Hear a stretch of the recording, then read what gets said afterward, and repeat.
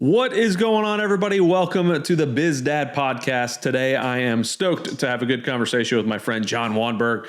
Really looking forward to kind of digging into a different level than you guys have probably discussed. Obviously, we talk some business stuff, Jon, you and I. And we've, I've met your family and hung out with you, you and your wife before. But this is going to be a little bit different. Just kind of dig in some questions that I haven't asked you before. So looking forward to it. If you can, Jon, go ahead and introduce yourself. Tell us about your family and tell us about your business. Yeah, like you said, my name's Jon Wanberg. I'm living currently in Florida, just north, kind of west, a little bit of Orlando, like a suburb of Orlando. Started off in Washington, D.C. Then, when I was 13, we moved to Montana.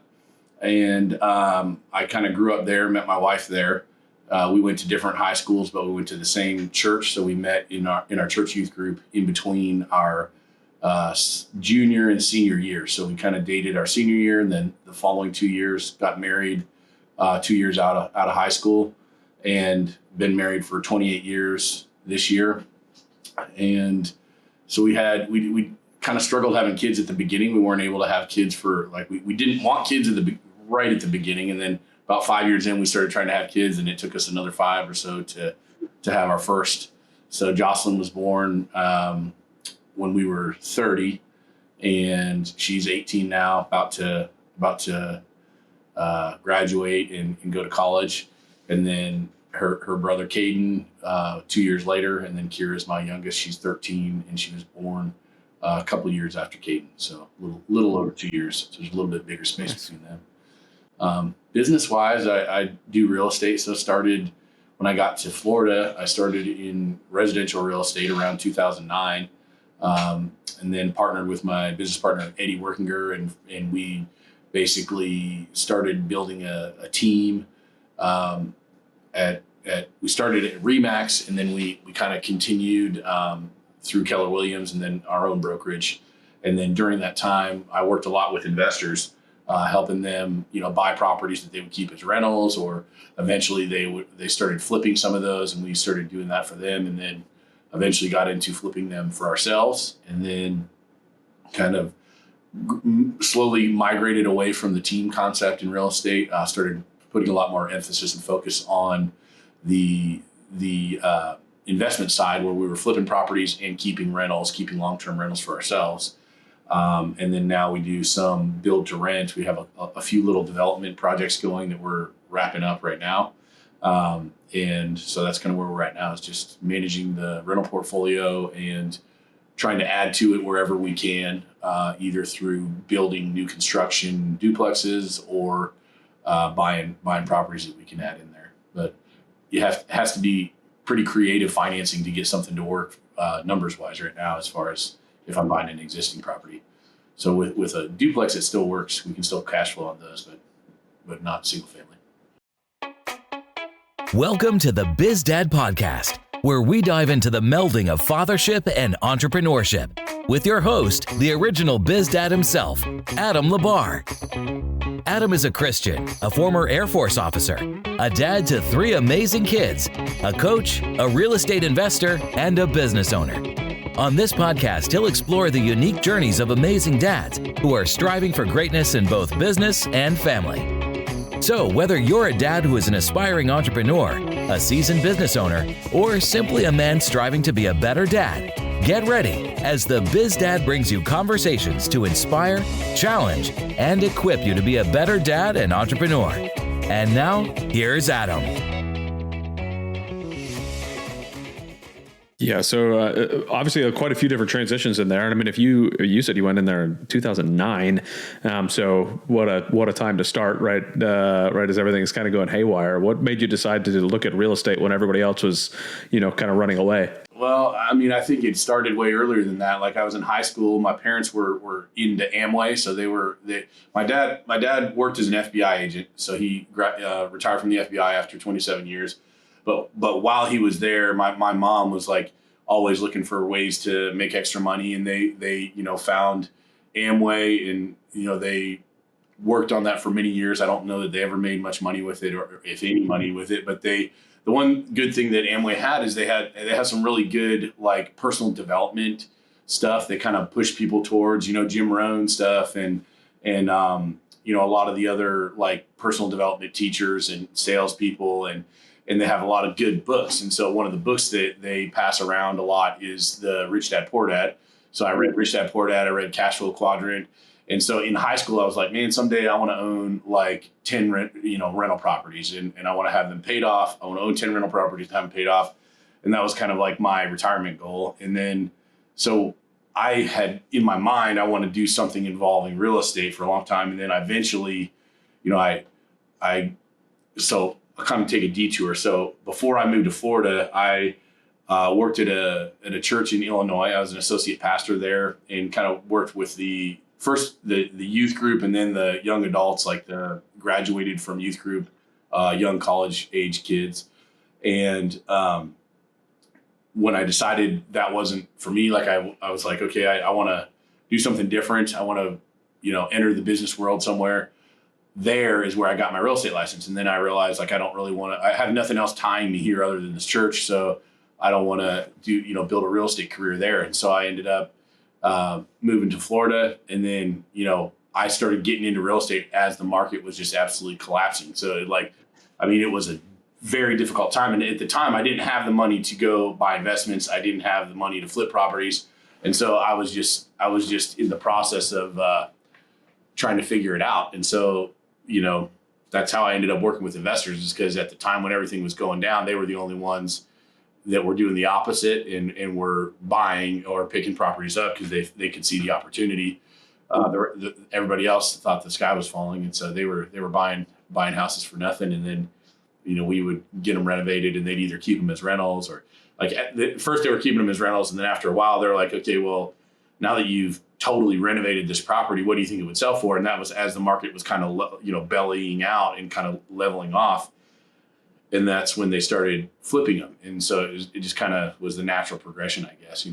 Once they started feeling like, it seems like it's not going much lower, maybe now we'll be able to resell these for more money. Okay. So you mentioned something in there that I'd love to kind of touch on. You talked about your dad was an FBI agent for 27 years. So I want to kind of rewind and go through some of that. So that's why we were in DC. That's why I started there. That makes perfect sense. Yeah. So what was it like kind of growing up with your dad as an FBI agent, your mom, trying to figure out things to do on the side? Like what was your life growing up? I thought it was cool. I mean, the thing is, honestly, I didn't have as much, knowledge about the FBI at the time. I mean, I knew what the FBI was, but my dad, he would just go to work in the morning and come home at night like a normal job. So it was kind of like somebody who has a standard W-2 type job. That was how it worked. I mean, the only differences I would say is like he taught us about guns. He taught us, he would take us out, shooting and things like that. And so, but he wasn't really able to talk about like the stuff that he was doing at work. So I didn't know anything about, I mean, I knew he went over when that plane went down in Lockerbie, Scotland. My dad, they flew some FBI agents over there to investigate, what happened. And my dad was on that team, investigating, the plane crash and the terrorist attack on the plane crash. And so I knew that. I thought that was interesting, but a lot of the other stuff I didn't really know much about. I mean, he traveled a lot. Like he traveled to Hong Kong, China, and Japan with the FBI, making deals with like, Panasonic and Sony. I mean, it not like specifically him making the whole deal, but they would bring in some FBI agents, show them some of the new technology that they had coming out. And then the FBI would make deals with them, trying to get like a year or two ahead of the consumer market for certain electronics and things like that. And, but it was cool. I always thought it was neat. I just didn't know as much about it, so.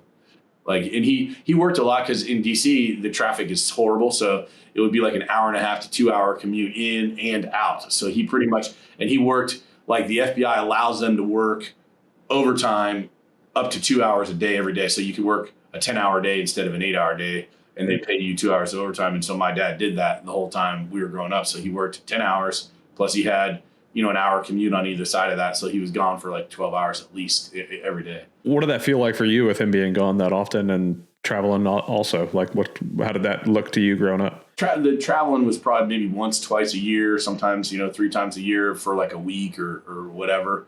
I don't know. I just thought it was normal that kids' dads went to work during the day and then they came home at night and had dinner. Like he'd be home for dinner every night. We'd have dinner. Nice. more regular than I do with my family. So yeah, we had like normal dinner time. Everybody was there around the table type thing, and so that was pretty normal. We had normal weekends. Like he didn't work on Saturdays and Sundays, and we would went to church, grew up in church. So like that whole side of life was kind of normal. The out of work, and I think he was, but because of the way that it's structured, like he is different than the entrepreneur side, like you and I have, where we're thinking about things when we're not at work that have to do with work. Where I think with him, when work was over, he just left it on his desk and got back to it the next day. So he didn't really think much about it or have it like nagging on his mind as much as we do. Do you talk to him at all now about what his job entailed? Like, do you get to discuss stories with him, or have you learned more about what his 27 years was like? I mean, he hated it, honestly. Like, so he told me, like, you can do anything you want to do, but don't never work for the federal government. Was his advice for me, and so like I took that to heart, and because I thought, oh man, I should be an FBI agent. It's provided my dad a very stable living all this time, and so like I thought that it would be a good idea, and he was just like, no way, don't do that. And I didn't understand. I mean, he explained to me the concept of golden handcuffs, like, oh, you got this retirement, but you have to stay here for all this time. And so he was not like a fan. The stuff that I did learn that's kind of interesting, I guess, is, the FBI did some foreign counterintelligence type things. I probably shouldn't even say what it was, but he did certain things that like most of us would not have known about, and they probably would have denied if it had come out. But most of what they do, really, the FBI. So you have the CIA, who's like a spy agency. You have the FBI that is really more of like, let's catch the bad guys by following the money trail. Mm-hmm. And so they're the guys that investigate and figure out that mobsters are evading taxes, or they're getting all this cash and all that kind of stuff. And so a lot of like what FBI investigates is like bank robberies, like blue collar, like they're kind of tracking the finances of stuff. They do some other stuff. They do surveillance. They do things like that too. But it's just not as like the primary focus of their job is that. And then when we got to so he put in for his optional transfer, which moved us to Montana. And we got to Montana, his job totally changed, because then he was a field agent. So then he's dealing with like federal crimes in kind of a 3 or 4 state area, because like the main office was in Billings, Montana, which is where I grew up. But he would also, he had to investigate like all the Indian reservations. Every crime on an Indian reservation is like a federal crime. So they would bring in the FBI for, and what it turns out to be, which is really terrible, but it's a lot of like child molestation, child rape, those kind of things. And that's, so and they would give one agent kind of that duty, the reservation duty, because they wanted them to build relationships with all the Bureau of Indian Affairs agents and be able to have like a good working relationship between the FBI and the BIA. And so my dad got to do that for like his last 2 years, which was like horrible for him, because it pretty much, he was investigating little 3-year-old kids getting raped by their grandpa, and it was horrible. So that just was very depressing for him. I did see him like just really like, it took a major emotional toll on him. And he was definitely like, when he was ready to retire, he was like, I'm out. He did not want to stay. And that was a lot of the reason, is because it was just hard. That work was really tough. Yeah. That's one of those things that, my background, I've done a bunch of work with the FBI, and I was an agent for the Air Force doing a bunch of stuff. And it was one of those that's, the child ones were always by far the worst ones that we could do. Like we used to do the, what they call ICAC, the Internet Crimes Against Children, where we had, like a house set up that somebody would come meet at. We had it set up with cameras, interview room, everything. So the guy would show up and you'd arrest him right there, bring him upstairs, interview him. It was joint with the FBI all the time. If it was a civilian, if they were military, then, be in the DOD side of the house and not the FBI. But those are by far the worst cases. And those are the ones that were harder for me, kind of being a dad and kind of working through a lot of that stuff that you had to see, whether it was, viewing the child pornography stuff. And, this, I think is important for dads to understand and know that this is the type of stuff that's out there.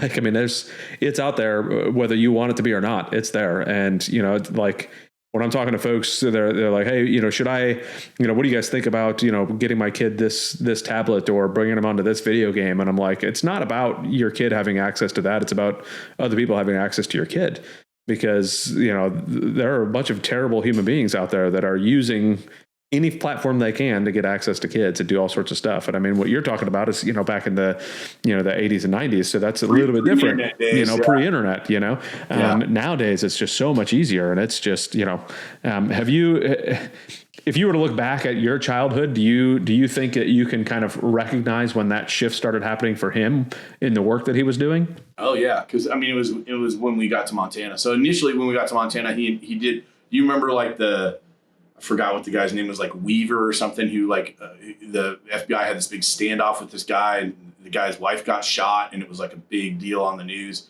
So my dad was kind of investigated some of that stuff. He wasn't involved in that one, but then they had this other standoff called the Freeman, which was out in eastern Montana, way out in the middle of nowhere. And these guys were like not paying taxes or something like that. And so they sent like 400 federal agents to surround this guy's property and, basically, hold them at gunpoint. And like, I mean, it was like this enormously huge deal. And they had this standoff for like 90 days. So he did like all that kind of stuff. I do remember that, and that stuff, he like was fun for him because he was out there, doing, like more of the operator type stuff and like investigating, not just investigating, but like they're like doing surveillance and stuff. But then when he shifted over to working with the reservations, it was, yeah, definitely I could tell. I mean, he just was like almost depressed. I mean, he's just like thinking about that stuff all the time, and he can't talk about it. He doesn't want to talk about it to his kids, his, teenage kids. I mean, it's just like really depressing. And there everybody covers for everybody. So grandpa rapes the girl, and then the mother of the daughter, or the mother of the kid that gets raped would cover for him. And it's just like, and everybody else would. He said, I interview 8 people that know the guy and know the kid. And I get 8 different stories, and they're all completely different. And so there's like nothing to put together to try to do something about it. So I think if he was able to actually be, effectively stop some of those things, it would have been more gratifying for him, but just to know that it's happening, have it put in your face, and then almost have no ability to do anything about it, because it was just such a, like, that culture is very, very closed, and they don't trust, the outside world or government. And so they're very, guarding of the people, even when something like that happens. They still didn't they wouldn't turn on somebody. They would lie about it. So it was tough. It's dreadful. And even still, like I remember one case in particular, we had an older guy. He was 62 years old, and he was, we had the Internet Crimes Against Children thing set up. He was chatting with one of our agents, and, was supposedly meeting up with this 13-year-old girl to have sex with. So we ended up arresting him, and then go back and do the search on his house. And one of the sheriff's deputies show up, and we're chatting with him for a little bit. And he's like, we got a call here at this house a while back, like years ago, about the guy's granddaughter saying that grandpa was like laying in bed with her and trying to do stuff. And I was like, what in the world?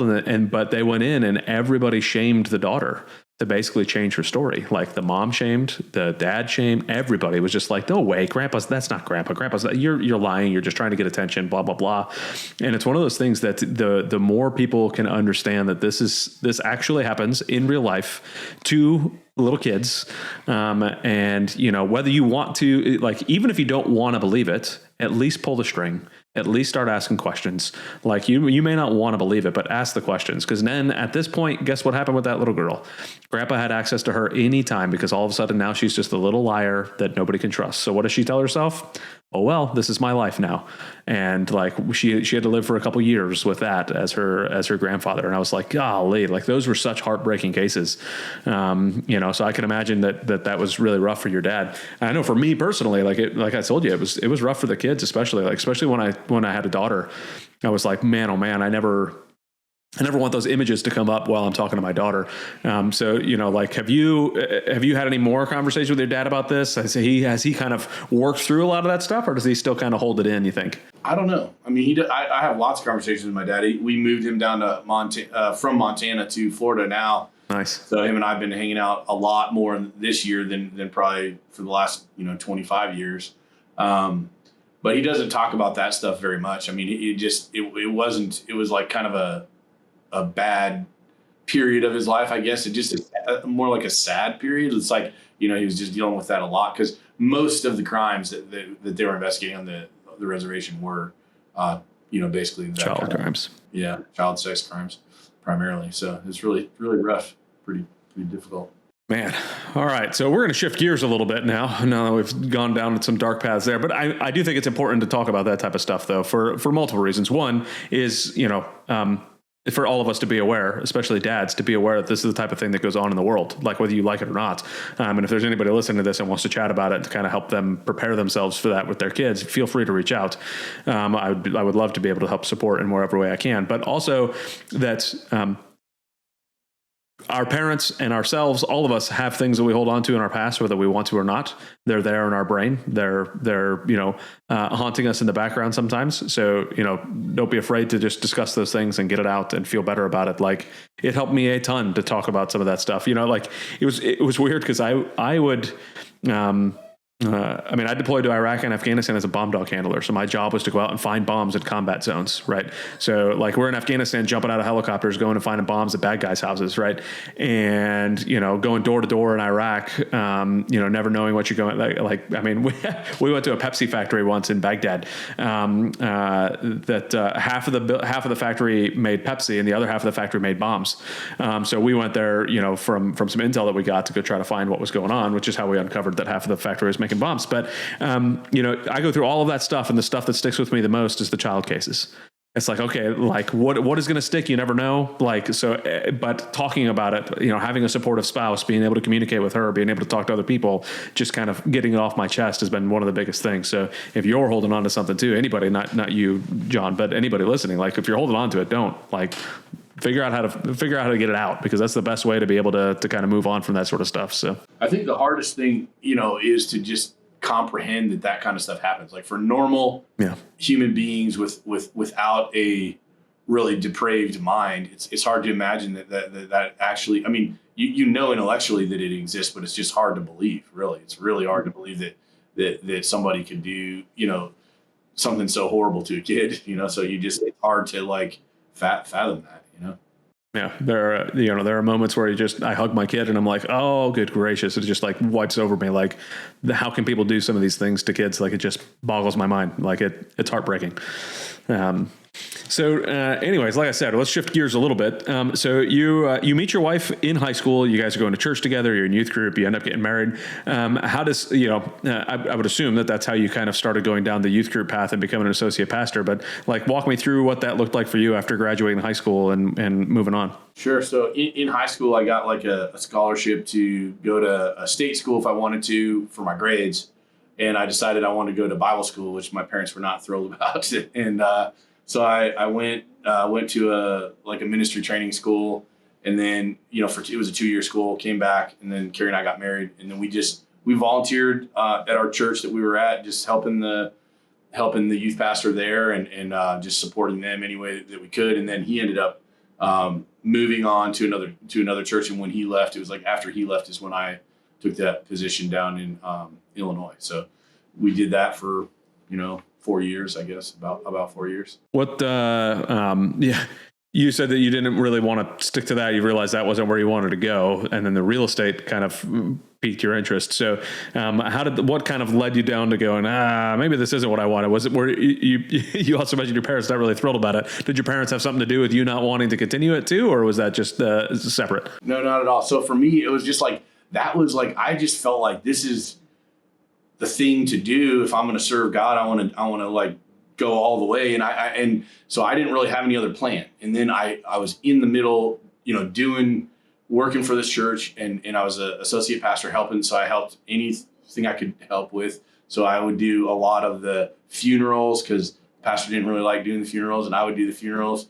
And And I was working with the young adults, but I was just like not fulfilled. I was like, I felt like, because I was working probably, 50 to 60 hours a week, including all the time that I was there, at the church. And I just didn't have any money to do anything else. And I, like, all my life, I'd always thought of like, man, I want to be kind of, in business for myself, or run a business or own a business or something. And so I always have that like strong drive towards freedom. And I felt like in that environment that I was just like captive. I mean, it wasn't like, and I love the people. I love the church. I love the pastor that I worked with. He was a great guy. So I had nothing like negative about the exact situation, but it was just like, I felt like the shoe didn't fit. I was here and I was like, have all these desires to do all this stuff, but I don't have any resources to do it. And I have no way to get those resources because it takes so much of my time.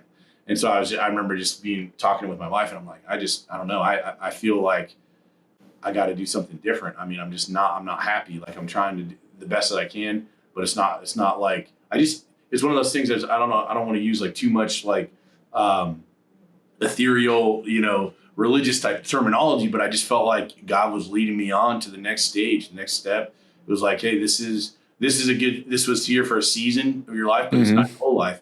And I felt that multiple different times in my life where it's like this season's coming to an end and change is coming. And, it's like, it's unsettling, but there's excitement around it as well for me. Because like, I like change. I have like if you go through the Tony Robbins, he talks about the 6 basic human needs, so you have the need for certainty and uncertainty, and the need for love and connection, and the need for, I'm going to forget some of them, significance, and then growth, and then, and contribution. So like giving back, those things.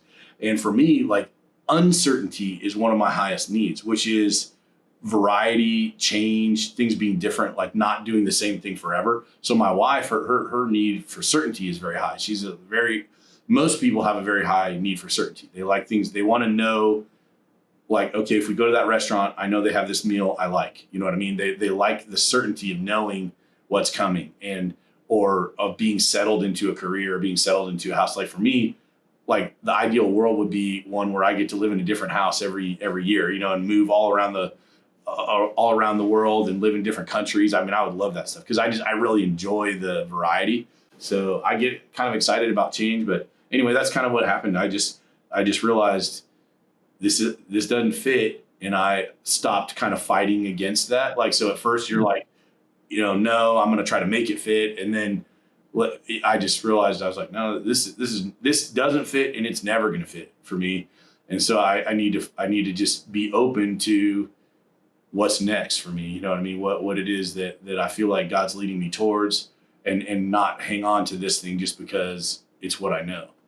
How did that transition work for you then? If you're the one that's okay with the variety and changing and all that stuff, like, how did that work with your wife, that conversation, and how did she get comfortable with the change that was afoot? I think it definitely, every time we've had something like that, I think it's made her pretty nervous.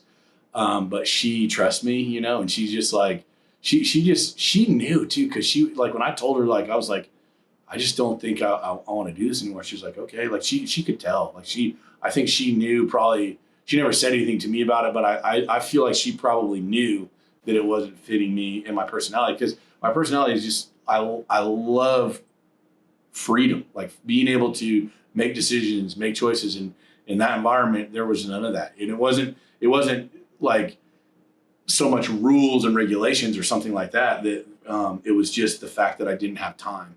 So I wasn't able to, do much in the way of like going on vacations or, just a lot of those things, and it was there that I just realized this is not gonna, like, all these dreams that I had in my head about things that I wanted to do, like owning rental properties or having things like that. I was like, that ain't gonna happen here. You know what I mean? It's just not gonna work out. And so the other thing is I've always wanted to do more like traveling type ministry because of what I just said about my personality. I think that's probably why anyway, that I like missions work or going to other countries and helping people. And I was like, here to do that, I have to like raise money to do that. I was like, I don't want to raise money to do that. I just want to go out, make money from the gifts that are inside of me, use that money to go do the kind of ministry type work that I want to do. If I want to go on a missions trip. I want to be able to go. I want to be able to pay for somebody else to go. And I was like in the opposite. I was in the position where I needed somebody to pay for me to go if I wanted to do something like that. And so that didn't sit well with me, if that makes sense. It was like, I just felt like, everybody else does ministry this way. That's fine. I'm going to do it this way. Like, I'm going to do it my own way. And it's the way that I feel it fits me better, if that makes sense. I mean, yeah, for sure. It's one of those things that you really have to be, I've talked to, or I've listened to a lot of folks that talk about like pastors in general, like they just feel like they've got that gift to be able to teach, and then they want to become a lead pastor, and they become a lead pastor, and all of a sudden it's like they're running a business and teaching at the same time, because now they've got staff and they've got budget they have to worry about, all this stuff, and they're not really thinking about all of that stuff that goes into it. So you really have to be called to doing that sort of work, and and if it's on your heart to do it, then God's putting it there, He'll make it happen. But at the same point, if it's not, then all right, let's move on. Where's God going to use me more? Where am I going to be put to use in a better position for Him? Then let's go there. So I think it's a plus. That's well. Let me rephrase what I was about to say. Do you think that conversation with your wife would have gone the same if she wasn't a Christian side by side with you?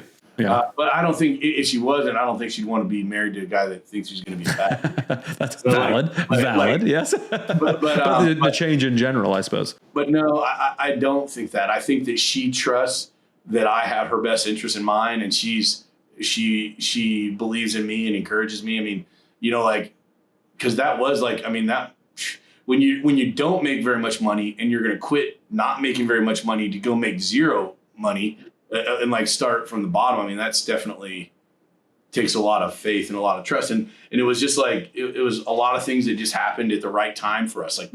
Like at that moment in time, we sold a duplex that was our first house in Montana when we lived up in Montana. So we bought a duplex, we lived in half and rented half. So at the time I'm like leaving the ministry, that thing sold. So we had like $30,000, which to us in those days was like enough to live for 5 years. Yeah. And so, but it was enough that gave us a little bit of like, okay, we can get down to Florida, get established. I'll figure out what I'm going to do down there to make money. And so that's kind of what we did. I mean, we just went from thing to thing, but we didn't have, at the time, we didn't have any kids, so it's like worst case scenario, I can sleep on somebody's couch, and be all right. Yeah. Fortunately, Carrie's been very supportive like that. I mean, very supportive of just, sticking with me and encouraging me to do what I felt like was the right next move, It's one of the reasons I love having these conversations with guys like you and, other folks in our entrepreneur like realm. Is nobody's path is the same. There's always struggles. There's ups and downs. You don't know what you're going to do next. You kind of figured it all out. Things happen, you move, and, you make the changes and go. And it just, that's the only way you can, I think, be an entrepreneur and push through all of this stuff, is to just roll with the punches and move on. And, like if this isn't working, then move on to something else. If that's not working, move on to something else, and make it happen. So, so you moved on to real estate down here in Florida with $30,000 in your bank account from a sale of another house. So, what does that look like for you guys as, you've been married for a little while by this point, but, what does that look like for you guys kind of making this shift, making this transition and saying, hey, market's going nuts. Let's find investors and go buy some real estate. Well, I skipped a small step just because it's such a small step that I don't think too much about it. But when we got down here to Florida, Carrie immediately, both of us got our real estate license, like right away. We got a real estate license. Mm-hmm. Then she started working for a company that actually, through one of my roommates from the Bible college, he was living in Jacksonville, got us a job with this company that was doing condo conversions. So remember when the market was like exploding, they were taking these apartment complexes, converting them to condos, and then selling each individual apartment condo. And they were making like money hand over fist doing that. They were buying them for hardly anything per unit, $60,000, $80,000 a unit, and then selling them for like $250,000 a unit. So anyway, Kiara got hired doing that. And what they would do is they would pay you like a salary and the commission. So a salary, and then they would deduct the salary, from the commission when the commissions came in. Well, so Carrie started doing that at one place, and then they hired me doing it at another place. Then I ended up quitting that and going to work for another guy up here at my church that started a business. He started this business doing like this digital signage stuff, and I was helping him get that throughout the community here. And then the market starts to tank, right? So my wife's over here selling condos, been selling them for like 2 years. None of those properties, some of them were new construction too, so they weren't even going to get paid until they were built. So she's building up all these commissions. She'd sold like 200 or 300 condos. It was a whole bunch. I mean, a lot of condos. And she got, like $30,000 deposits on each one. And then the market tanks. And so those things wouldn't appraise. And so they never built them, and they never paid her. So they didn't pay her for 2 years worth of work. The company that I was working for, which was a startup with a friend of mine from my church, that was like going downhill. It wasn't doing well. There was nobody was buying our advertising displays, our electric advertising displays. And so he laid me off, and then I started in residential real estate. So that was 2009. So I got here in 2005. Late 2008 is when he laid me off. And so then is when I was going into actual residential real estate in 2009. So by that time we had a 2-year-old, we had a baby on the way. So Caden was on the way. And my wife was realizing she's never going to get paid for the 2.5 years or whatever she worked for this place called Lifestyles Realtors, which was selling these condo conversions. And so it was like a really low point emotionally and financially for us. And so then we're basically trying to figure out, okay, like what's going to happen? Because when I got laid off from my job, I had to immediately, I listed my house for a short sale. I had my real estate license, but I wasn't working it yet. So I just listed the house as a short sale with another guy from the church here that I went to here.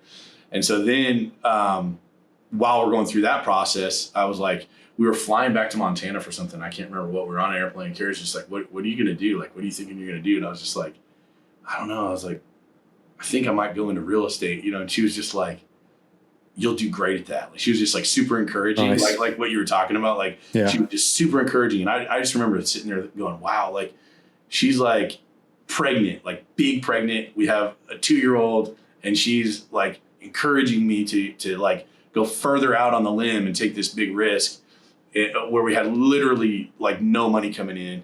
Mm-hmm. And so it was, that's kind of how the position we were in when we started was literally the very bottom. I mean, we short sold our house. I had a little bit of money from, I think it was actually from a flip that we bought down here. So another story, when she was working for the condos, I was working with a buddy trying to like flip a property, but this is at the market when it was peaking, right? And these old like bungalow houses were selling for like, $200,000. Well, when the market tanks, they start selling for like $60,000 and $80,000, like very, very, very low. And so we were in the middle of a flip with a buddy, and I had put all my cash into that, all of it. I had like 30 grand, all 30 grand was in this flip.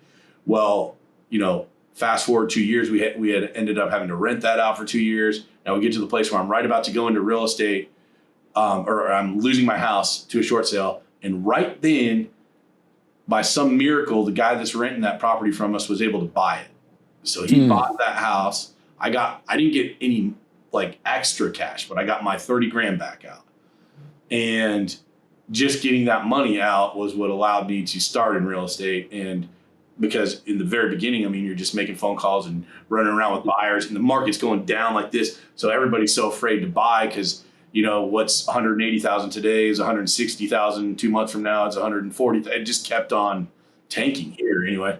And so, so I didn't have my first sale for like, I didn't close for 4 months. So I started January 1st and it closed on like April 7th or something. That was the first time I got paid in real estate. So it was like a lot of things that just kind of fell into place, pretty miraculously. Otherwise, we would have been in real trouble, But I think the perseverance and putting your head down and being able to push through all that sort of stuff is something that's, you have no choice, like that's what you got to do. So, tell me what that felt like kind of with your wife telling you that on the airplane, how good that felt to just be like, you know what, I think you're going to be amazing. Let's do it. Like, we're a team. Let's make it happen. Yeah. Her support is huge, man. I mean, because it's like, almost like you're wondering like, am I going to be able to do this? Like, I think I can do this, but I don't know, like, I'm not sure. And then when somebody else comes and believes in you, it's like life changing. You know what I mean? Especially somebody that means so much to you. Yeah. And I remember this a pastor of the church that when we moved down here, we went to this church, and it was called Family Bible Church at the time. And the pastor's name was Alan Spiegel. And I remember him saying, he said, it's not who you believe in, that matters. It's who believes in you. And, he was sharing that, talking about God believes in you, Adam. He cares about you. It's not so much the fact that you believe in him that gives you strength. It's the fact that, he believes in you and has a plan for you that like gives us power and like helps us to focus like in those dark times, you know what I mean? So for me, like her belief in me was like superpower. It's like a supercharged, because it's like, you're not, when everything's falling apart, like it was for me at that point. I mean, I was like worried. I mean, we have a baby coming and we're, in this rental and just, it was just pretty scary time.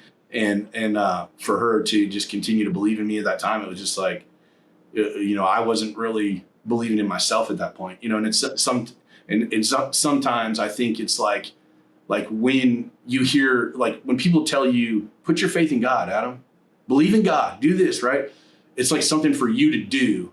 But then when you hear about how he thinks about you, that's what empowers you. You know what I mean? It's not, and that's what that statement I think is about, and how like powerful it is when you have someone that believes in you, and how it just fuels you. It's like life-changing, Yeah, so I tell folks that the best decision you can make in your life besides following Jesus is picking the right woman to marry.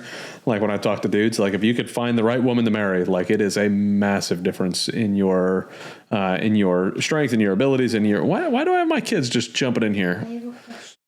Man, oh man, what do you want, kids? You got chocolate on you? See, the joy of the BizDad podcast is the kids just kind of show up, one with chocolate all over their face, still in pajamas in the middle of the afternoon, and they're in pajamas. What do you want, kiddos? I was just wondering, how many ounces is 11 eighths? I'm making cinnamon raisin bread. How many ounces is 11 eighths? That doesn't even make sense. No, you're right. It's not chocolate, Dad. What is it? Cinnamon French toast. Oh, cinnamon French toast, and you're making cinnamon raisin bread? Yes. Yeah. All right. Well, go make your cinnamon raisin bread. Figure it out. There's 11 halves on there, but No, it's probably 1 1/2. It's probably not 11 halves. but it has 11. Then It probably looks like 11 because the 1 is next to it, but it's probably 1 1/2. Yeah, 11 halves doesn't make sense. I know you're multiplying fractions and improper fractions and all that right now in math, but no. Man, oh man. But yeah, so like I told you before we started recording, sometimes this is what happens on the podcast, and we don't even edit this nonsense out either. Like I've got a little sapito, a little frog on my head right now, and that's just what we have. This is the joys to me, like one of the many joys of homeschool is I get to have this happen, and they get to come in and say hello to me, and I get to see them. And, like you talked about having somebody that believes in you and being able to, like these kids, come and talking to me and make me feel good. And hopefully I'm making them feel good and confident in themselves in the process too. What do you think, buddy? Huh? Oh, gracious. Okay. That's very loud for everybody listening. All right, get down. Go make your. My butt, mister. All right, go make your bread, boys. I love you guys. how do I figure it out? It's 1 1/2, whatever it is. I don't know, 1 1/2 teaspoon of whatever, or No, it's 1 1/8. 1 1/8. There you go. Definitely not 11 eighths. But it doesn't say it on. It's 1 1/8. I can almost guarantee you. How old are they? Adam is 10 and Rourke is 6. So out there baking their own bread and everything. So you're going to use one. Is it 1 1/8 of a teaspoon? 1 1/8 of a cup. Of a cup. So you do 1 cup, and then you do 1/8 of a cup, and that's how you do 1 1/8. Yeah, see it right over his face, like, oh, duh. All right, now get out of my office so I can keep chatting with Mr. John over here. Man, oh man. So they made bread the other day, or a couple weeks ago, last week, I think it was, and wanted to go deliver some to one of our neighbors because we had a new neighbor that moved in, and they're an awesome couple, and it's fun to they go over to their house all the time and try to have fun at their house and go back and forth. And so they were like, oh, let me go deliver some bread, some homemade bread, and nobody was home. So then 2 days later, they came and visited us, and that's when they gave the bread.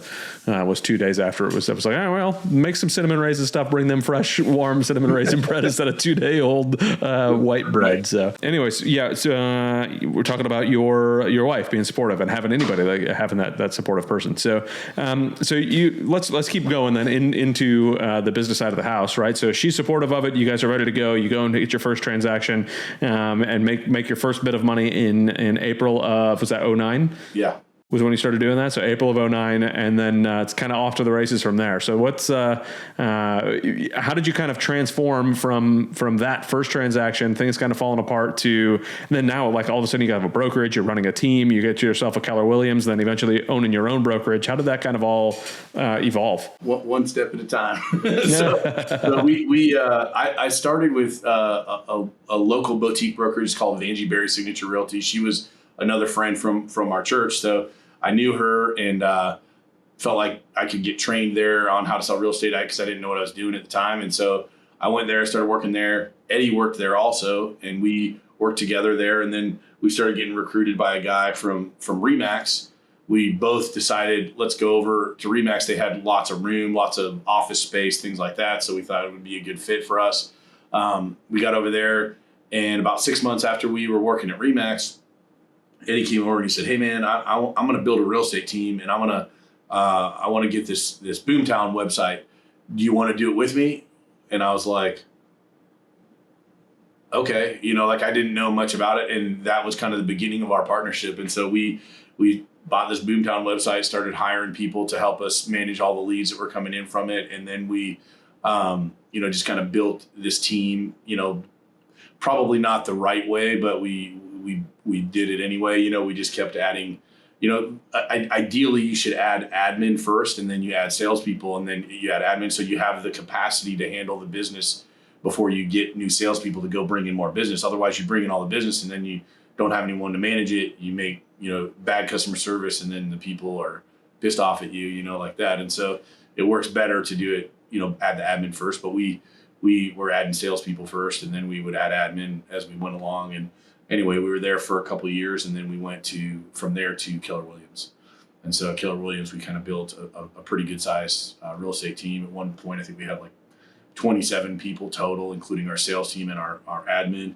And then we went from there to our own brokerage. And then, now there's Eddie and I and two other girls. And so we're just managing our rentals. I mean, we have a good size rental portfolio. And so we manage those rentals, and then we're, working on buying new stuff and building new stuff. So when we can find new like lots to put our new construction on, that's what kind of our focus is now, is building and still flipping properties to make money too. But all right. So how did that transition feel, going from like building teams, having your own brokerage, to kind of scaling down a little bit now, doing what you're doing, kind of, just you and your partner focusing on that sort of stuff? I'm asking this for multiple reasons. One is because I was kind of doing the same thing, building with my trying to buy more and more apartment buildings, and then realizing I didn't really like that. I wanted to scale down and maybe just do stuff with just a friend or two, and that's about it, but obviously I would imagine my reasons are different than yours. So just kind of trying to understand, how did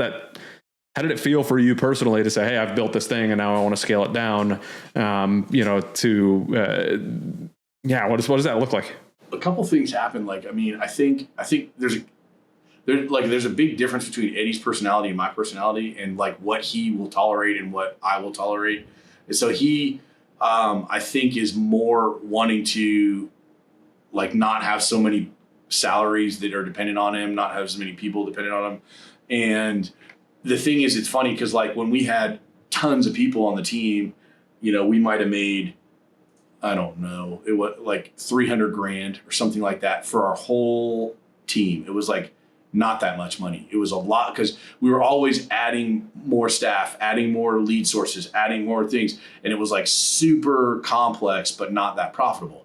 And so now what we're doing is not complex, but it's way more profitable. And so that's the difference. I mean, and I think there's different ways to build. I mean, if you know John Brooks, have you met John Brooks? Has he been on your podcast? He hasn't been on the podcast now. He'd be a good guy to do on the podcast. The guy's brilliant, and he's doing a brokerage the right way. He's making tons of money in his brokerage, and he also is doing investment stuff. And he also is a dad with kids, and his wife and him work together in the brokerage. I mean, he's definitely a biz dad, so he'd be a great guy to have.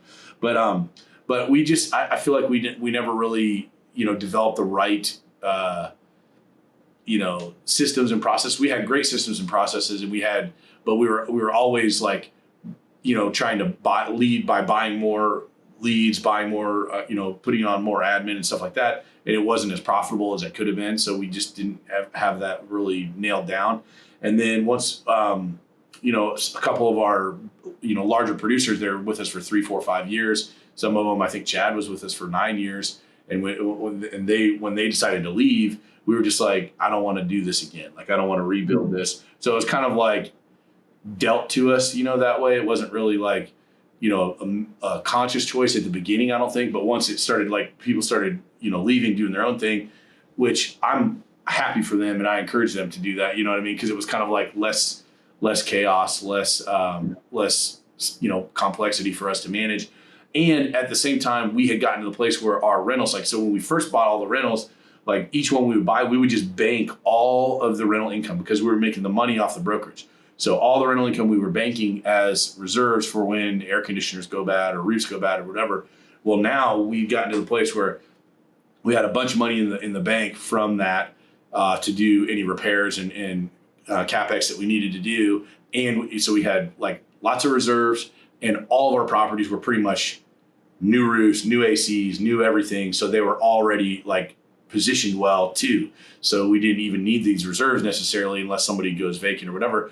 And so then we could start taking profit off of those. And so we were starting to pull some profit out of that. And so as the people were starting to go away, it was like, we don't need all that complexity. We make as much money or close to it with just from the rental properties. And so now, like with the rental properties and flips, we're making essentially the same income or a little bit more than we were running a big, huge team. Because I think, and I'm not saying some people can run a team really well and make them super profitable, but I've known lots and lots of agents that had these big real estate teams that didn't really make any money. You know what I mean? And that's kind of where we were. We were like charging ahead, trying to do it, but weren't like staying on top. It's a tough business, man. And the thing is, to make it work really well, my opinion is you have to be in the right price point in the right market. And we're in Lake County. So like our average sale price when I started in real estate was $124,000. And so when Eddie and I as a team, I mean, it was like, it stayed under like 150 for probably the first 3 years of our building this team. And then, now the average sale price here is $430,000. So now, you can sell 10 homes a year, you're doing $4 million a year in sales, right? Where, back then I sold my first year, I sold 12 homes, and it was like maybe $2 million or something like that. And that was because one of the homes was $750,000 lakefront house. So like all the rest were like $80,000, $90,000 deals. And so it's very difficult, I think, to make a profitable team when you have such a small amount of revenue coming in from the commissions. So now it's a different world. Markets are different. Commissions are different. Commission structure is different. Like they've had that big lawsuit with NAR.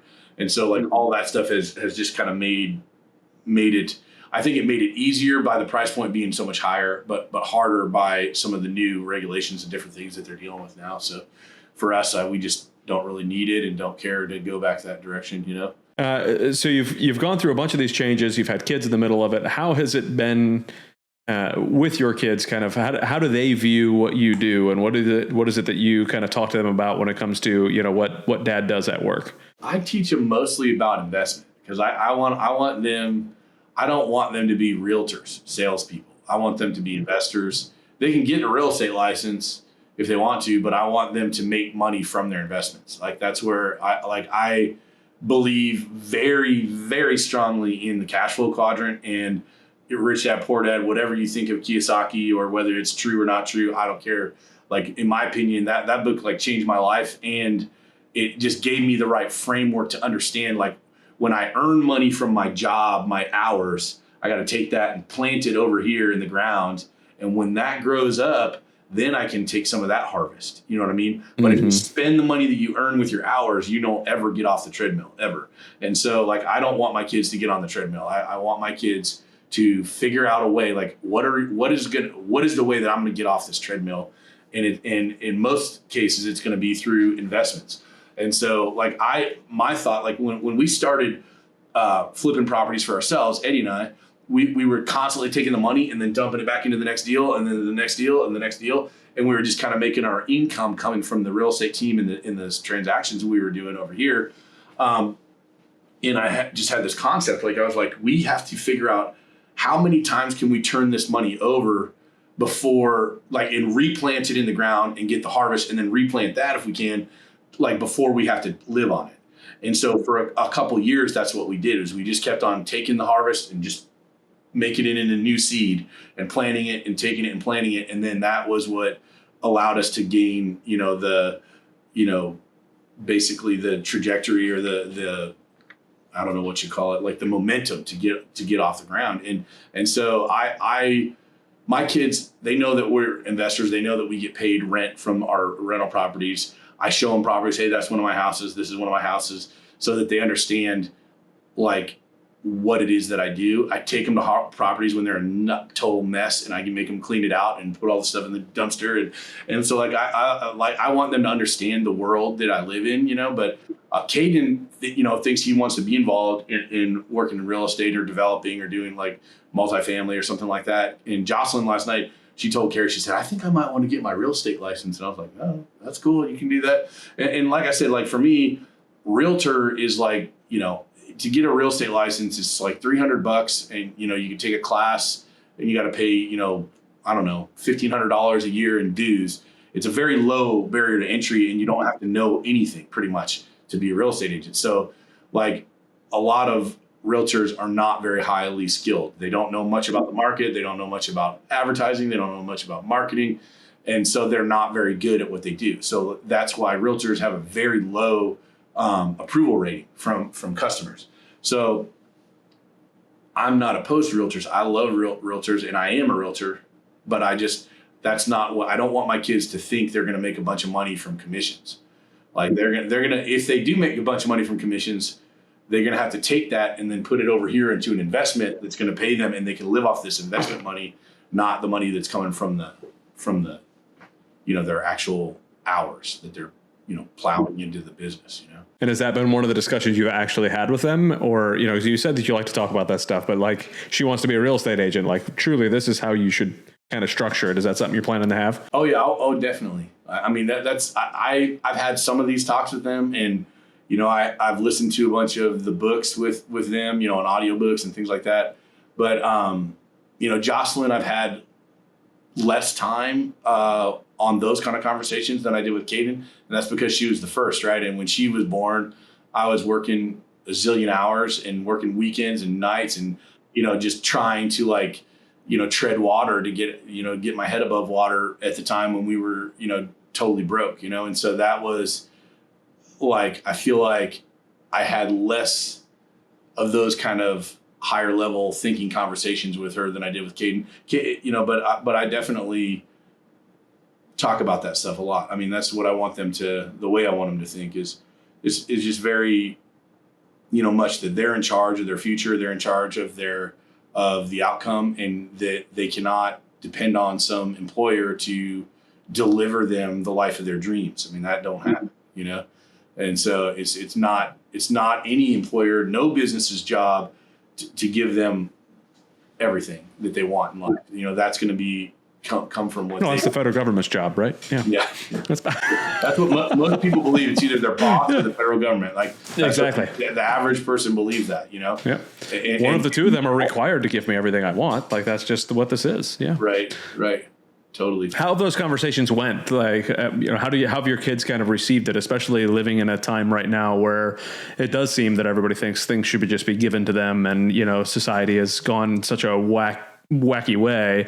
How have those conversations gone with your kids, and how receptive have they been to that? They're good. They're receptive to it. I think they're still trying to figure out what their gifting is and where they're what they're gonna want to focus on. I think Joss is really probably the most nervous about it because she's just about to graduate. So she's about to graduate. She's gonna be going to a local community college here, and so she's starting to think about having to pay bills and things like that. And so, but one thing that I have had them do, I mean, both of them have done Caden's gone to work for a friend of mine, doing just construction work and different things like that, where they make $20-$30 an hour. And Jocelyn's cleaned our office and a bunch of other, she cleans a couple office places, and realizes like, oh, I can do that and make, $30 or $40 an hour, or I can go over here and work for, $10-$12 an hour for minimum wage, at some fast food place. I don't think so. Like, so they've already kind of are exposed to the fact that if they do it themselves, they can make much more money in less hours, For sure. So that's the S part of the cash flow quadrant, right? The self-employed part where you make more money. It's still trading hours for dollars, but if you make enough money, then you have a margin that you can go and invest. You know what I mean? For sure. You mentioned already that the kids kind of have gone on the flips with you and done some other stuff. What other things have they done inside of the business that you're kind of showing them hands-on what this looks like instead of just the conversations? Not a lot. I mean, they haven't like invested in flips with me. They've gone to them and helped me clean them out or things like that. But and do you pay them for that, or is it just this is just part of being in the family? Okay. No. I've paid them for it.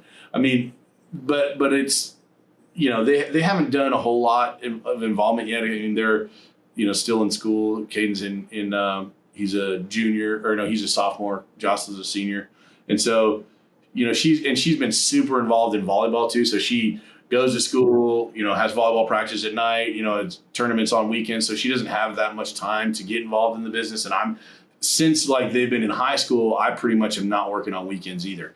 So, I will very, very rarely though. It'd have to be, like something's gone wrong or something that's caused me to have to work on a Saturday or Sunday. And so they haven't been as much exposed to the businesses as what I would like, I guess. I probably should think of different ways to get them more involved, because that's the whole point of the podcast. Let's get everybody thinking about that, right? Like how can we involve them, right? But I know that you're like super, like you said, your daughter is super involved in volleyball. So you're like bouncing around all over the country doing different volleyball things and stuff. So how have you kind of balanced the, if balance is the right word, the hey, let's keep business rolling, let's keep flips moving, let's keep this stuff going, but also, hey, we need to fly to California for a week to go to this, volleyball tournament. How's that kind of worked with you and your wife? So this year, Joss did club volleyball the last 2 years also. This is her third year of club ball, so she did not play her freshman year.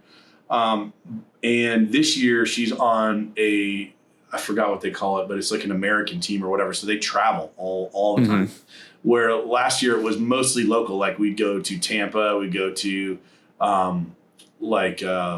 Lakeland or somewhere just right south of Lakeland there. I can't remember the area, like Lake Wales or something like that. There's a tournament place, and then Orlando, and then, I think we did maybe a couple in Daytona too. So we've been basically in that area doing all of it. Then this year we have we're traveling everywhere. And it's been totally a blast. I've had a lot of fun, but part of it is because my business has slowed down. So I'm just like, I just go. Where before, like when Joss was little, I was missing everything. There was tons of stuff that she did at school that I couldn't go to.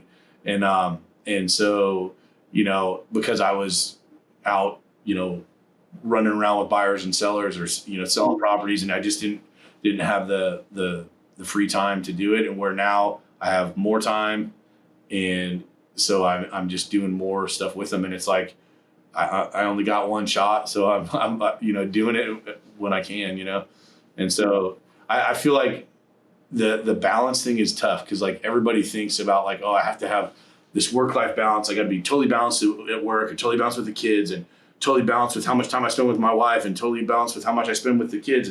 And I don't think life is really that way. I think like there's times when I have to sprint, and I just have to work my butt off. And I'm like, hey guys, I love you and I'm not going anywhere, but I got to work right now, because we have to, I need to get, it's like harvest time, or it's or it's planting time. Like the seasons of life are the best example for us of like how life really goes. It's like you hustle and get out there and plant. And then you just kind of wait, and God's working on it, and he's raining water down on it. And maybe you got to go out and pull a couple weeds and things like that, but there's really not as much for you to do. And then all of a sudden all this harvest is ready, and you got to go get the harvest.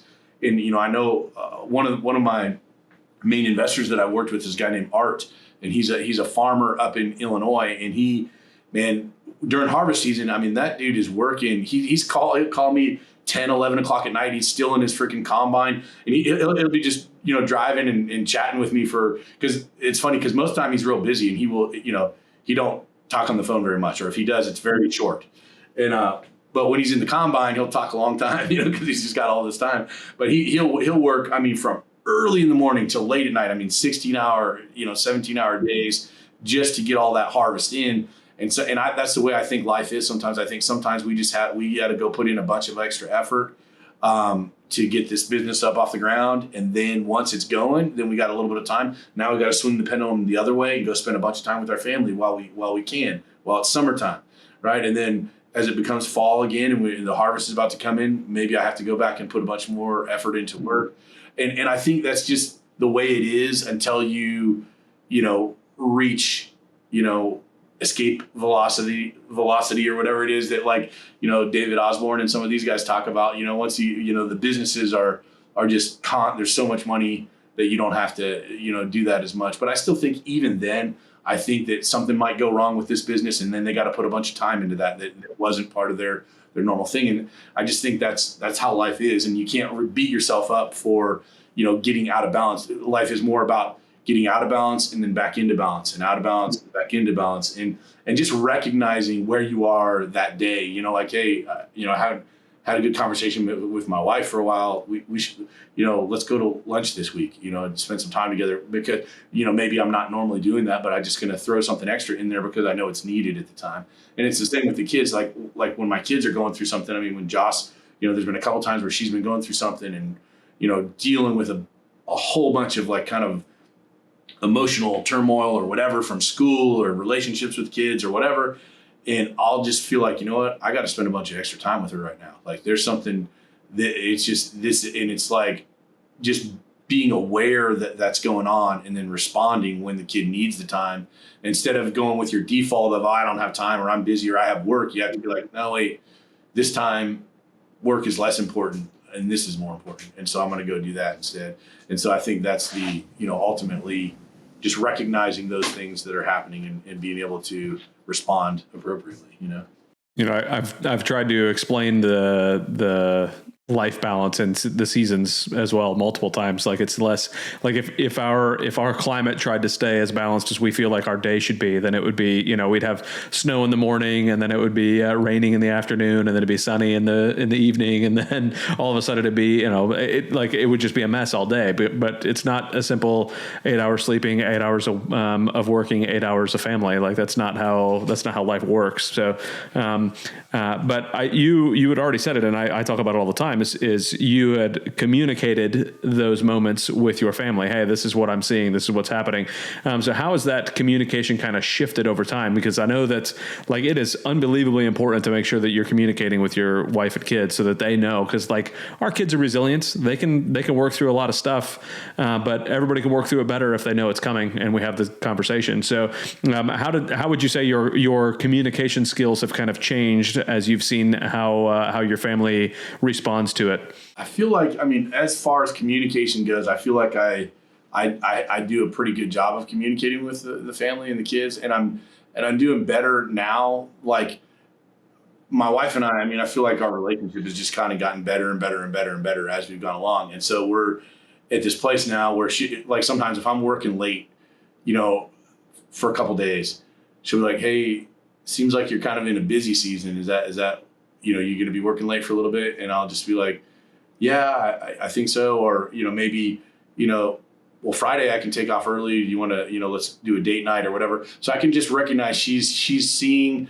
what's going on in my life, and we kind of communicate that way mostly. And then with my kids, for the last year or two, I just tried to get to everything. Like when they have daddy-daughter dance, or there's a, Caden's got something going on with tennis. He plays tennis for Eustis High School, or Josh has a volleyball thing. I mean, I'm just going to all the stuff, and like, I don't know. Like, I think work probably has suffered some from it, but I don't really care. I'll just, when they're graduating and gone, I can work as much as I want. So yeah, it's I had that conversation with my wife the other day. I was like, part of me is trying to figure out this understanding of where I want to be. Like, do I really want to be building a huge business while my kids are home and showing them all of that? Or do I want to be spending more time with them and figuring out, like, I'm never going to stop working. Like, that's not going to go away. Like, I've got this desire to do work, so how do I want to focus that work? Should I focus that work right now mostly on the kids and just have some stuff on the side that brings in some extra income because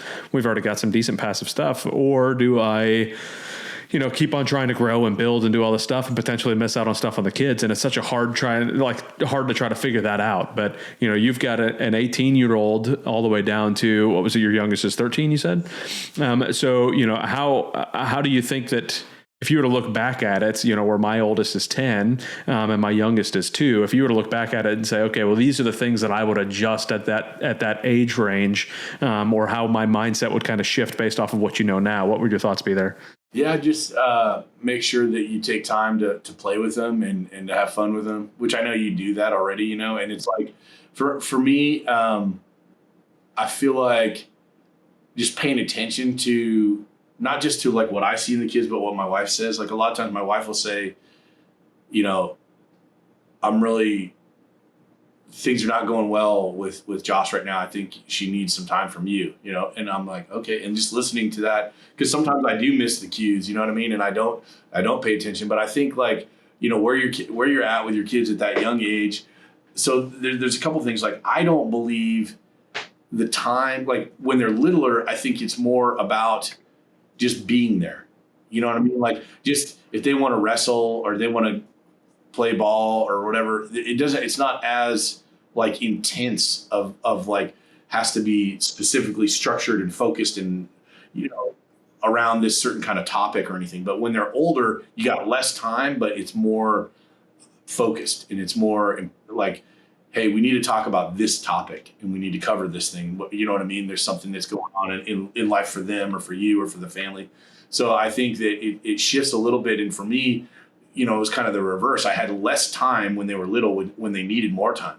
And then now I have more time when they're kind of doing a lot of things on their own. When they're older, they're playing with they're going out with their friends and they have their own, Josh drives. And so she doesn't need us to give her rides or whatever. But I think, I don't know the answer to that. I think, ultimately I probably screwed it up a lot, when they were little, but I just didn't know. And I was doing the best I could with what I had. I was in a place where I didn't have any options. And so now that I have options, I'm making sure I'm really spending a lot of time with them when I can. And, been doing some trips with them and stuff like that. I took both Caden and Jocelyn, I took on missions trips with just like one. So it's just like Josh and I went on a missions trip, Caden and I went on a missions trip. And then I took both of them on a missions trip to Costa Rica a couple years ago. And then I've taken them individually out to that place I told you about in California. It's called JH Ranch. So I took Jocelyn out there and then I took Caden out there. And so those things have been awesome, just being able to, put extra time into those relationships, now that I have the ability to. That right there, to me, like that the time, like you were talking about, I get to spend all this time with them, and that, and I've talked about it on the podcast before, but our plan is to buy an RV and just travel the country together as a family. And I think it's going to be phenomenal to just kind of spend that time with them at this age where they just like, that's what they need. They just need to have that time. But to the question I was asking too is like, I beat around in my brain, like, okay, well, my kids also need to see what it means to, raise a family, be a leader, earn money, do that sort of thing. And it's like, boy, if all I do is just only spend the time. I don't know. Like it's we're in such a weird moment in our life and in what we're able to do versus what we should do versus what's, we can do versus what we need to do. And I don't really know. It's such a weird balance to try to figure out in my brain, but at the same point, like we're kind of blessed to be in a position where we can just jump in the RV and not really worry about much of anything and just kind of go, so have I also taught them to, prepare early for the winter just in case and, be ready. I don't know. It's rough. I think the thing is though, you're in a very unique situation. So where your wife is working in the military, until she, is about to retire, I know, but until that happens, your situation is just kind of different. And I think you're just playing it the way, the cards that you have, you know what I mean? And that's kind of what I feel like. I feel like if I made mistakes, it was not managing my time better when I was getting started in the beginning, where it was like, because at the beginning of a business, man, it just takes a lot. It just takes a lot of effort. And at that point, you need to be very, very diligent with your time. And I think my personality is just not the most focused. So I'm like kind of distracted type of, person, easily to get distracted. And I also like people a lot. So I give them a lot of time. And sometimes I would need to be more efficient with my time. So if I were to go back and be starting a business again when my kids were young, I just try to be super, super efficient with my time and focus as much of my time as possible on the money-making activities so that I wasn't burning through time, with different members of my team and learn, stuff that wasn't necessarily making me money. And then now I had to work late at night or work on a weekend in order to make the money. And that's kind of where I was. I think I just wasn't a very efficient, with the time that I had. I think you could do better. And like, that's probably, if you're going to try to do something where you're showing them, or where you start this business that you've talked about, or buy a business, I think that would be what I would be, just try to be as efficient as possible with your time so that, because when they're young, it's not like they're going to learn that much about the business when they're little, so that they're really more concerned with just the amount of time that you get to spend with them. It's almost like they learn through osmosis when they're young, and then they learn through instruction when they're older, more. And I think that, to what you said, though, it's one of those that's, you could say you wish that you would have been able to focus on the dollar productive activities, but at the same point, sometimes you don't learn what those are without going through all that other effort of going through all that stuff and learning all those different things and hiring the right people to stop doing the things that you don't want to be doing and all of that. So it's hard to, it's always 2020 when you look backwards and be able to put those dots together to go, oh, those are the things that had I started doing these 5 things, when I first started, I would have been so much better off. But you don't know that until you go through the issues and you get the kicks in the shin and you hire and fire. And then you fail a couple times. And then it's like, oh, now I know what my area of expertise is, what my best use of my knowledge, skills, and abilities is. So that's a good point. And I think that's definitely valid. I mean, I definitely didn't know what I was doing at the beginning. I was just doing anything that came up. I was like saying yes to everything because I didn't want to say no to anything that would potentially have a dollar attached to it, So So I was listening to Matt King's podcast, and he was talking about, he had always said yes to everything all the time. Yes, because he wanted to give as much as he could and learn as much as he could. But you get to a point where you have to turn that around and then say no to everything, and say no, because all of those yeses are taking away from your ability to do the things that got you to where you are. And all those yeses get you to here, but you have to start saying no to a bunch of these things to get you to the next stage. And it's totally agree with that. And that's really the thing that I feel like I never got good at was saying no. Like I still struggle with it now. Like if somebody will call me and I'll give them advice for 2 hours on how to flip a property for free, all the time. And I mean, this happens. You could ask Eddie. He said to me the other day, he said, I've never met anyone that spends as much time helping other people that doesn't make them money as you do. And it's just, I don't know that that's something I want to change. I mean, I sometimes think I should change it because I feel like my family gets shortchanged by that a little bit, but it's just kind of how I'm built. I get a lot of gratitude. I get a lot of gratification out of helping somebody. And so I spend a lot of time on it. But I heard Gary Vaynerchuk talk about that. He said, if you're 19, 20 years old, just say yes. Just say yes all the time. Go get as much experience as you can and figure out the things that you like. and what you're good at. And then once you've gotten out there and had a whole bunch of experiences, then you figure out, okay, these are the things that I'm good at. You start narrowing you down. These are the things that I'm good at and that make money. And then you can focus in and start saying no. And then you can go to that next level. And I think that's, goes along with what Matt Ting was saying there, that it's essentially like at the beginning, it's more about getting experience and learning, because you just don't know anything when you're 18, 19 years old. You just, book work, but you don't know from experience what you're actually going to love and enjoy and what you're going to be good at and what the world, market is willing to pay you for. And you got to find something that kind of fits both of those things. It's got to be something that I'm good at, something that I like, something that there's a market for, that I can earn money doing, and then marry those two things together. And then now I know what to say no to, and I think I'm getting there, but I still feel like it's my biggest challenge is just telling somebody no, that I know that I actually have the ability to help them. They're asking me for help, and then saying no to them because it doesn't fit my goals or my, thing. It's hard for me. So, I mean, I think that we have to teach our kids to do the same thing, though. So, like, maybe showing that in practice to your kids, what that looks like, because the way our society is kind of set up right now is you're going through school and you're learning all this stuff, and then they send you to college, and then you're supposed to pick what you want to do. Like, you get this degree that you're going to use, supposedly, which most, I think it's like 60 or 70% of people don't use the degree they actually got in their job, right? So you go and get this degree, and you're making the decision at 18, 19, 20 years old that this is what my degree is going to be in, that you don't even know if you're going to like that the rest of your life, but all of a sudden I have to spend, $100,000 on getting this degree that I don't even know if I'm going to use or like. As opposed to saying, hey, let's figure out what you actually like in life. What are you good at? Okay, go take some shop classes in high school. Maybe that's something you do like. Go take some, entrepreneurial classes. Go, shadow a mentor or two. Let's get you in front of some people to figure out what you do and don't like. Say yes to as much as you can, and try to teach kids to open their eyes to, oh wow, this is something I really am good at, or I really like, or whatever. But instead, it's like, okay, you're good at football. Go get a football scholarship. Go to college. Get whatever degree you can just to keep playing football. And then it's like, no, what? No, football is not going to last the rest of your life. Even if you go pro, that's not going to last the rest of your life. So you got to figure out what your skills are. So totally agree with that. Yeah, it's definitely learning and getting experience in life. Life experience. I don't think there's really any substitute for that. Just being out there, trying new things, figuring things out.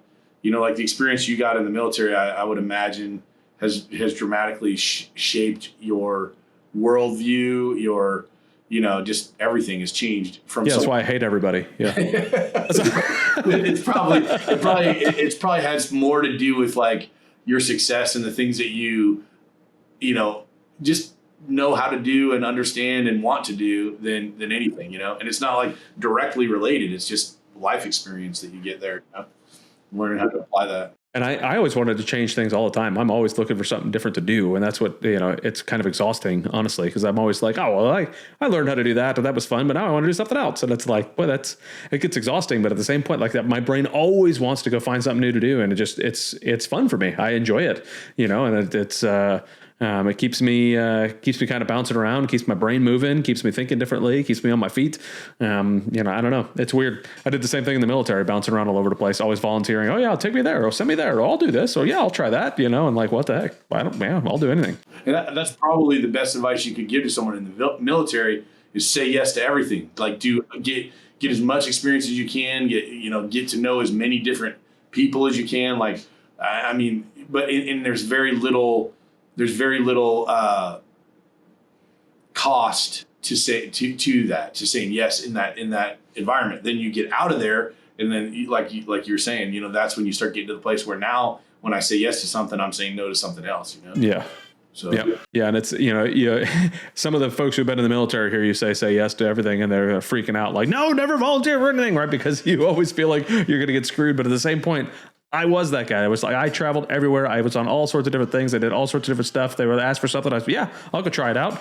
Like it got me to a lot of cool places. It got me to all the way back to when I was a crew chief working on the wing commander's jet, because I was always the guy that said, yeah, sure, I'll try it out. Like, you tell me this. And they were like, this guy's got initiative. We're going to put him on the number one jet in the field, so on the flight line. So I'd go out and do that. And then became a dog handler. I was like, oh yeah, let me do this. And then, you never knew where it was going to take me, but it's brought a lot of a lot of joy in my life to be able to just try all these new things, and some terrible things too. Don't get me wrong. Some things you realize pretty quickly are not for you. You don't want to do them. So, but no, it's been a whirlwind, but I'm not sure I would change it because it's fun. I enjoy doing it. I enjoy all the change. Like you said, I'm a constant kind of guy that wants to change and move here and move there and go there and travel here and do all sorts of fun stuff. So how does your wife feel about that? Does she like that, or does she like stability?